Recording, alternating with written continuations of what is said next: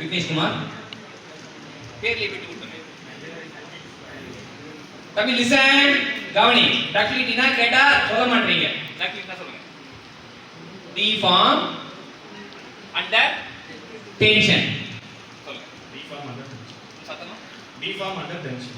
S. Deform under டென்ஷன்னா ductility. இப்ப மேலிபிலிட்டினா அந்த டென்ஷன்ற வார்த்தைய எடுத்துட்டு அதுக்கு பதிலா கம்ப்ரஷன் போடணும். சரியா? இப்ப மேலிபிலிட்டினா என்ன? டென்ஷன்ற லெட்டரை எடுத்துட்டு அதுக்கு பதிலா கம்ப்ரஷன் போடணும். அதான் மேலிபிலிட்டி. அப்ப மேலிபிலிட்டி என்ன?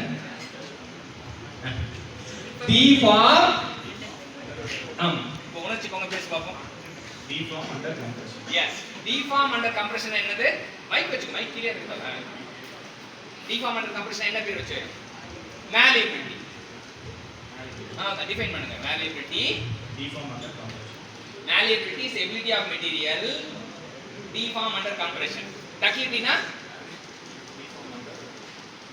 tension. பேர்ல பிட் வச்சா நம்ம மறந்துறோம் பாத்தியா? விட்டு மறந்துறோம். அதான் வேற ஒண்ணும் கிடையாது. deform under tension-னா ductility, deform under compression-னா malleability. நீளும் தன்மைக்கு பேரு ductility, வளையும் தன்மைக்கு பேரு malleability. தமிழ்ல அர்த்தம் என்னன்னா வளையும் தன்மைனா malleability, நீளும் தன்மைனா ductility. வயருக்கு தேவை வந்து வயர் செய்ய தேவைப்படுற ப்ராப்பர்ட்டி வந்து ductility.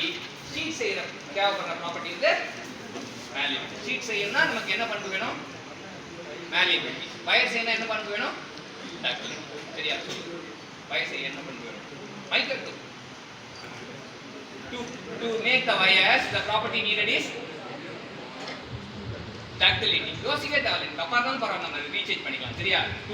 To make the sheet metal, the property needed is malleability. Very good.